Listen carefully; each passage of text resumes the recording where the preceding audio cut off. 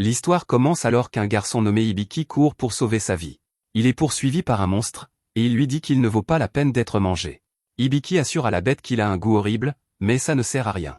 Hibiki sait que crier ne le mènera nulle part, mais il n'a pas d'autre option. Il vient d'apparaître dans cette zone, et il n'a aucune idée d'où il se trouve. Maintenant, il est poursuivi par une créature féroce, et il n'a jamais rien vu de tel auparavant. C'est alors que Hibiki entend une voix étrange, et elle dit qu'elle va devoir évaluer la bête. Un écran de statistiques révèle que la bête est un lapin cornu, et qu'il est de niveau 1. Hibiki est vraiment paniqué par la voix, alors elle se demande s'il souhaite désactiver le guidage vocal. Être laissé seul est la dernière chose qu'il souhaite, alors Hibiki dit à la voix de ne pas l'abandonner.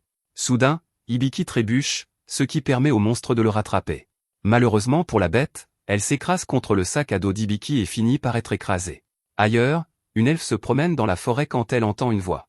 La voix lui dit que quelque chose de précieux est arrivé, et elle ne peut que se demander ce que cela signifie. De retour avec notre héros, il se demande à nouveau où il se trouve.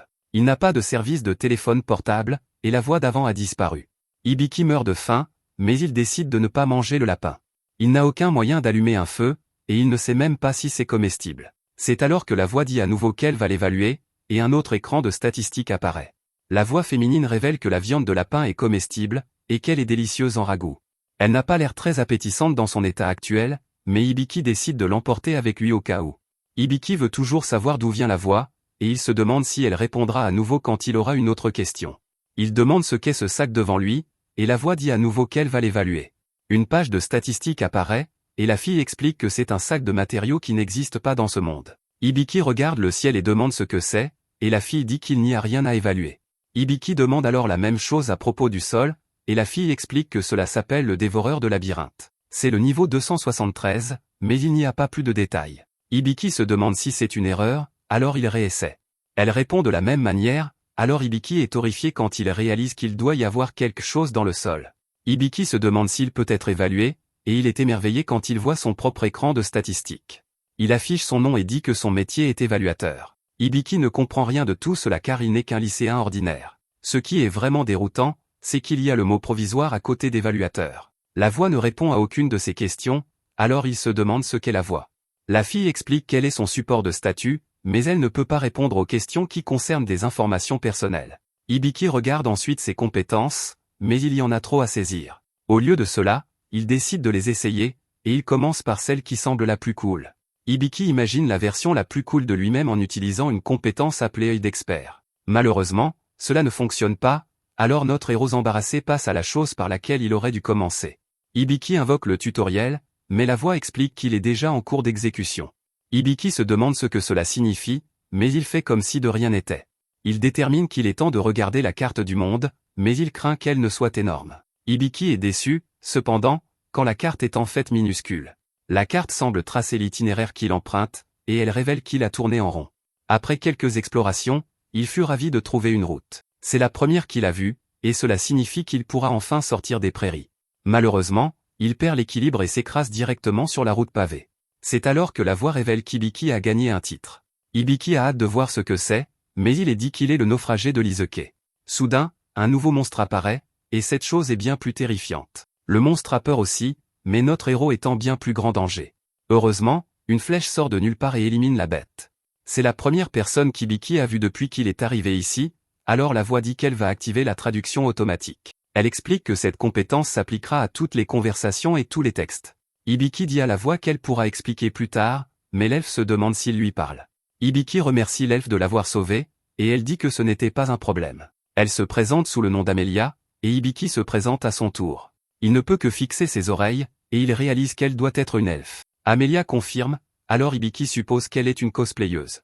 Amelia n'a aucune idée de ce dont il parle, et il devient clair que notre héros ne comprend pas sa situation. L'elfe réalise d'où Hibiki vient, et elle ne peut que se demander comment il est sorti. Hibiki ne comprend pas la question, alors elle demande ce qu'il faisait dans la prairie labyrinthe. Il ne sait même pas ce que c'est, et Amelia est choquée d'entendre cela. Cela signifie qu'Hibiki y est allé sans même savoir dans quoi il s'embarquait. Hibiki explique que ce n'était pas par choix car il est soudainement apparu là-bas. Hibiki se demande qui elle est, alors la voix dit qu'elle va l'évaluer. Hibiki est stupéfait car cela révèle qu'Amelia est une véritable elfe. Cette évaluation fait également réaliser à Hibiki qu'il est le seul à pouvoir entendre la voix. Amelia ne semble même pas savoir qu'elle est en train d'être évaluée, ce qui signifie qu'il est le seul à pouvoir voir les statistiques. L'évaluation révèle qu'Amelia a 56 ans, et notre héros n'en croit pas ses yeux. Amelia explique qu'un dévoreur de labyrinthe est un monstre qui se camoufle en prairie. Il n'attaque pas directement sa cible, mais il attend que sa proie s'épuise à force de se perdre. Ensuite, il la consume. Hibiki est choqué car il n'avait aucune idée qu'il était si près de se faire dévorer.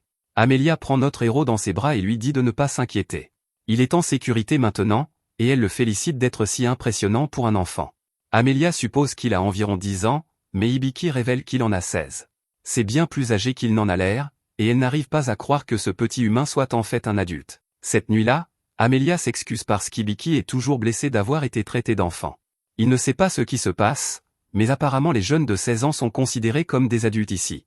Après avoir apprécié le repas qu'Amelia a cuisiné, Hibiki se demande quel est cet endroit. Amelia est choquée par la question, mais finalement elle explique que c'est le royaume d'Abrachia. Hibiki dit qu'il vient d'un endroit appelé le Japon, mais elle n'en a jamais entendu parler. Cela ne fait que faire réaliser à notre héros qu'il est vraiment dans un isekai. Amelia peut dire qu'il doit être vraiment seul, surtout étant si loin de chez lui. Elle lui dit à nouveau de ne pas s'inquiéter et dit qu'elle l'emmènera à la ville. Pendant qu'il dort, Amelia pense à la confiance qu'Hibiki accorde. Ils viennent de se rencontrer, mais il ne semble pas se méfier du tout d'elle. Elle n'a jamais vu de vêtements comme les siens auparavant, et c'est un garçon un peu étrange. Il y a quelque chose de mystérieux chez lui, alors elle détermine qu'il doit être la chose précieuse dont on lui a parlé. Pendant qu'ils dorment, nous découvrons comment Hibiki a atterri dans ce monde. Il dégustait du thé avec ses amis et leur racontait qu'il était désormais un adulte. Ses amis ont été surpris quand il a décrit l'arôme du thé qu'il buvait, mais Hibiki a expliqué que c'était tout naturel pour un adulte comme lui. Hibiki était déçu parce que même s'il a vieilli, il n'a toujours pas grandi. Son copain nommé Aki a dit que cela n'avait pas d'importance parce que toutes les filles plus âgées l'aimaient toujours. Par exemple, la fille de la boulangerie ne donnait des friandises supplémentaires qu'à Hibiki. Et puis il y a la fille de l'épicerie qui ne souriait jamais qu'à lui. Les vacances d'été approchaient, et c'était le dernier jour d'école. Hibiki entrait dans sa salle de classe quand une lumière vive a flashé devant ses yeux. Hibiki se réveille, et il pense que tous ses amis sont probablement inquiets pour lui. Il remarque une multitude d'orbes verts flottant dans le ciel, et il se demande ce qu'ils sont. La voix les évalue et révèle que c'est un sort. C'est une barrière magique utilisée pour surveiller une zone spécifique. Elle a été lancée par Amelia, et elle déclenche une alarme si un intrus est détecté. Voir de la magie ne fait que confirmer que c'est un isekai, alors Hibiki se demande s'il peut rentrer chez lui. Il regarde à nouveau ses propres statistiques et se demande ce que signifie même le terme métier. Il utilise une compétence de dictionnaire qu'il possède et voit que son métier lui a été attribué par Dieu. Évaluateur est une occupation avec un rang de rareté B. Elle est accompagnée de la capacité d'évaluation, qui lui permet d'identifier les capacités et les traits d'une cible. Elle ne fournit pas de compétences de combat, c'est donc un métier non combattant. Il n'y a aucune information sur pourquoi il est écrit provisoire, alors notre héros est toujours perplexe. Le lendemain matin, Amelia se souvient qu'elle a sauvé un enfant. Elle se souvient de l'appeler un homme parce qu'elle ne veut pas l'insulter. Hibiki se réveille et donne à Amelia le bouton qu'elle a perdu en dormant. Il n'a pas pu s'empêcher de remarquer qu'il s'était décousu, et Amelia devient gênée. Alors qu'ils poursuivent leur voyage, Amelia explique qu'ils se dirigent vers une ville appelée l'Aile. Une fois sortis de cette forêt, cela ne leur prendra qu'une demi-journée pour y arriver. Hibiki peut voir qu'il y a des monstres dans cette forêt, mais Amelia lui dit de ne pas s'inquiéter car elle le protégera. Elle est toujours impressionnée parce qu'Hibiki a pu sentir les monstres à proximité. Hibiki explique que c'est grâce à sa compétence de carte du monde, et Amelia perd presque la raison quand elle entend cela parce que c'est une compétence avec un rang de rareté 3A. Hibiki n'a aucune idée de ce que cela signifie, alors elle explique que c'est une compétence extrêmement rare. Amelia exige de savoir quel est son métier, alors il révèle qu'il est évaluateur provisoire. Le mot provisoire lui fait se demander si c'est une sorte de plaisanterie, mais Hibiki explique qu'il ne comprend pas non plus. Hibiki se demande si sa compétence de carte est vraiment si géniale parce qu'elle ne lui montre que là où il est allé et si des gens et des monstres l'entourent. Amelia est stupéfaite qu'Hibiki ne puisse pas comprendre à quel point cela est utile pour rester en vie. C'est incroyablement utile, et n'importe quel aventurier donnerait n'importe quoi pour l'avoir. Amelia est alors horrifiée quand Hibiki ne semble même pas savoir ce qu'est un aventurier. Il dit que bien sûr il sait ce que c'est, mais il doit demander à la voix de support. La voix explique qu'un aventurier est un contractant appartenant à la guilde des aventuriers. Leur travail principal consiste à capturer et éliminer des monstres et à collecter des matériaux. Amelia réalise qu'elle ne devrait pas être surprise parce qu'elle sait ce qu'Hibiki est vraiment depuis hier. Elle a déterminé que c'est un ignorant sans aucune connaissance du sens commun. Elle s'excuse d'avoir oublié cela, mais c'est encore plus insultant. Elle ne comprend évidemment pas à quel point elle est blessante, alors Hibiki se demande si elle a des amis. Cela insulte Amelia maintenant, et elle dit que bien sûr elle a des amis. Hibiki dit qu'il est aussi son ami maintenant, et Amelia est prise au dépourvu. Hibiki vérifie sa carte négligemment et voit qu'il y a un lapin cornu de cristal à proximité. Amelia est stupéfaite d'entendre cela, et elle exige de savoir où il se trouve. Hibiki ne pense pas que ce soit grave, mais Amelia explique que les lapins cornus de cristal sont très différents des lapins ordinaires. La corne d'un lapin cornu de cristal est très difficile à obtenir, et elle peut être utilisée pour fabriquer des potions de guérison universelle. Celles-ci sont incroyablement rares et peuvent être vendues pour 200 pièces d'or. Il trouve le lapin peu après, et Hibiki utilise l'évaluation sur lui. Cela révèle que la petite créature a une compétence appelée fuite. Amelia est prête à s'en approcher, mais Hibiki explique qu'il a aussi une compétence appelée détection de présence. Ce n'est pas un problème pour Amelia car elle a une capacité qui peut supprimer leur son et leur odeur. Hibiki dit que c'est incroyable, mais elle fait remarquer que c'est lui l'incroyable. Sa compétence de carte du monde détecte les monstres difficiles à trouver, donc n'importe quel groupe serait ravi de l'avoir. Hibiki en doute parce qu'il a un métier non combattant. Amelia dit que ce n'est pas grave, et qu'il n'aurait qu'à laisser le combat aux autres membres du groupe. Il devrait se contenter de soutenir l'arrière-garde et se concentrer pour éviter les dangers. Amelia dit qu'elle aimerait former un groupe avec lui, mais elle se ravise rapidement quand il ne l'entend pas.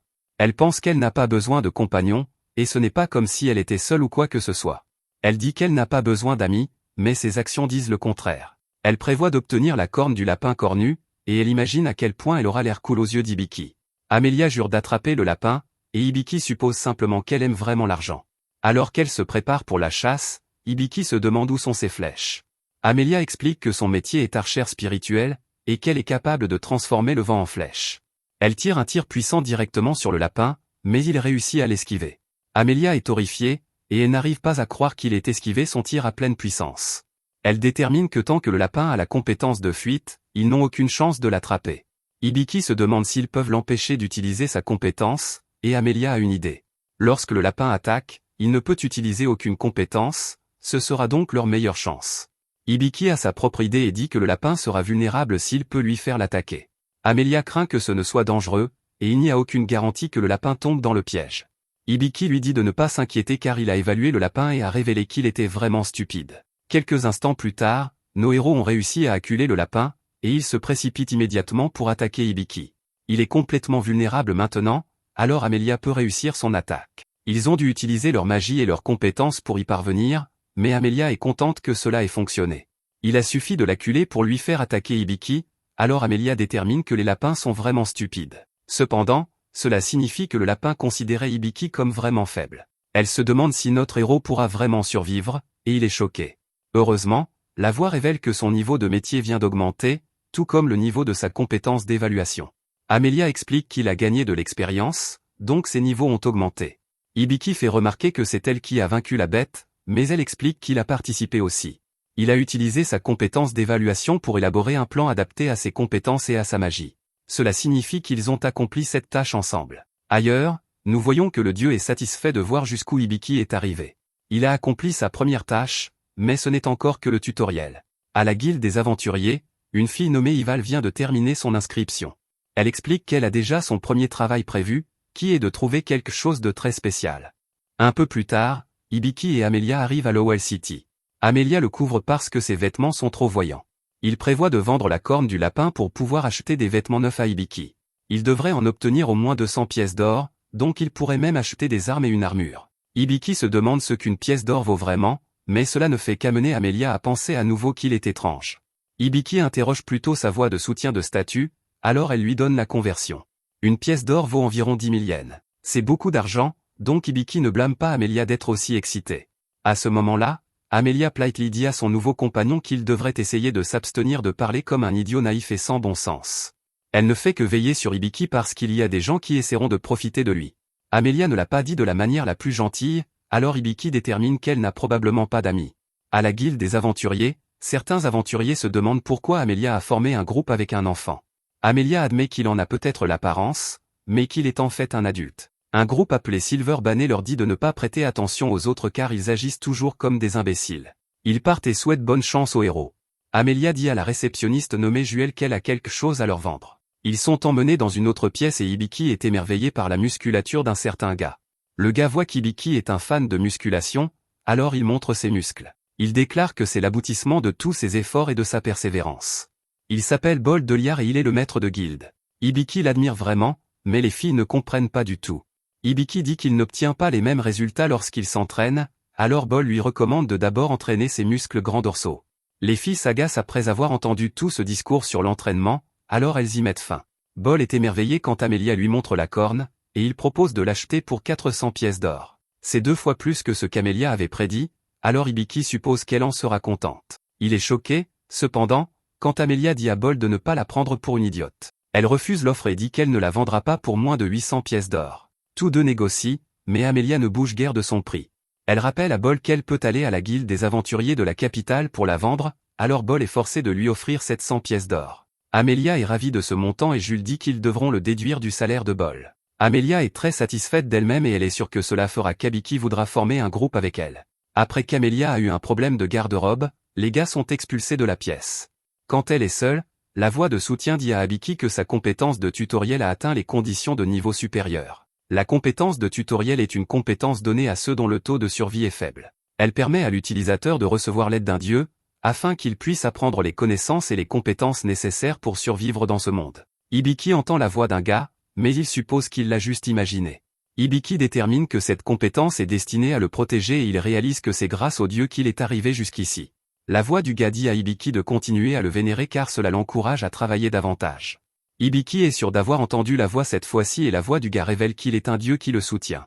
Il parle directement à Hibiki, mais il ne peut pas le faire tout le temps. Il dit qu'il fera de son mieux pour soutenir Hibiki, mais qu'il appartient à Hibiki de prendre soin de lui-même et de rester en vie. Hibiki a beaucoup de questions, mais le dieu part. La voix de soutien déclare alors qu'avec l'augmentation de son niveau de compétence de tutoriel, le soutien fourni par le guide prendra fin. Juste alors, Amelia revient et on lui dit qu'elle a une quête désignée. Elle semble préoccupée par la lettre et elle s'excuse auprès d'Hibiki. Elle doit quitter la ville immédiatement car il n'y a aucun moyen de refuser une demande de sa ville natale. Amelia ne peut pas non plus l'emmener avec elle, c'est donc là que leurs chemins se séparent. Hibiki est déçu et il se demande si Amelia est le guide dont la voix parlait. Ailleurs, la fille nommée Ival continue sa recherche de cette chose spéciale. Elle a du mal à la trouver, mais elle a une idée. Alors qu'Amelia se prépare à partir, Hibiki lui assure qu'il ira bien. Elle l'a déjà tellement aidé et il ne veut pas être un fardeau. Hibiki explique qu'il va essayer de devenir aventurier maintenant.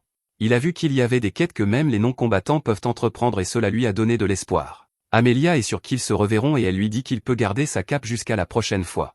Hibiki dit qu'elle pourrait en avoir besoin si elle a un autre problème de garde-robe et elle s'enfuit tout simplement. Après qu'ils se sont dit au revoir, Amelia heurte Ival.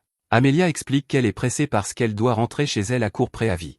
Ival voit bien qu'elle parle du pays des elfes et elle révèle qu'elle se dirige également par là. Après le départ d'Amelia, Hibiki a passé presque tout son temps à dormir. Son téléphone est mort, et Hibiki n'a toujours pas trouvé de moyen de retourner dans son monde. Le dieu ne lui a pas parlé depuis ce jour, et il sait qu'il ne peut révéler son secret à personne. Il ne veut pas que les gens deviennent soupçonneux, alors il a décidé de ne pas parler de son origine. Avant d'aller dîner, Hibiki pense à tout ce qu'il a, l'argent de la vente de la corne. Il finira par s'épuiser, alors il doit trouver du travail. Hibiki se demande de quoi il est vraiment capable, alors il regarde ses statistiques. Il s'interroge sur la qualité de ses statistiques, et la voix de soutien le déconseille le combat en solo. Hibiki est ravi de voir qu'il a gagné un autre titre, mais ce n'est pas très bon. Il s'appelle tueur de femmes mûres, et il n'a aucune idée de ce que cela signifie. Il a aussi de nouvelles compétences appelées contrat et livre médical. La voix explique qu'Hibiki peut apprendre le contenu du livre médical en parcourant ses pages. S'il prévoit d'effectuer des procédures médicales de haut niveau, elle lui recommande de lire chaque page. Elle l'avertit qu'il ne pourra pas s'arrêter en cours de route, mais Hibiki n'est pas inquiet. Il dit que cela pourrait être utile, donc il veut lire l'intégralité. La voix pousse un soupir, et elle commence la lecture du livre médical. Hibiki se demande s'il pourra même lire l'intégralité, mais ce n'est pas ce qu'il imagine. Tout le contenu du livre est forcé dans son esprit, et il hurle de douleur. Ailleurs, une femme de chambre nommée Stelia trouve Amelia. Amelia salue sa fidèle femme de chambre, qui est venue la chercher. Amelia présente Ival, et Ival suppose qu'elles sont dans un groupe maintenant. Quelques jours plus tard, la voix de soutien annonce que l'étude du livre médical est maintenant terminée. Notre héros épuisé se rappelle alors qu'il est censé aller faire du shopping. Il obtient une nouvelle armure et pense à quel point l'apprentissage de ce livre médical a été difficile. La voix explique ensuite que différentes compétences ont différentes méthodes d'acquisition. Hibiki remercie le soutien de statut, fils, et il est fatigué de l'appeler par un nom aussi long. Il se demande s'il peut l'appeler Sapo mais elle reste silencieuse. Il devient clair qu'elle aime ce nom cependant quand elle dit que Sapo accepte sa suggestion. Ensuite, le groupe Silver Banner fait irruption dans la guilde des aventuriers.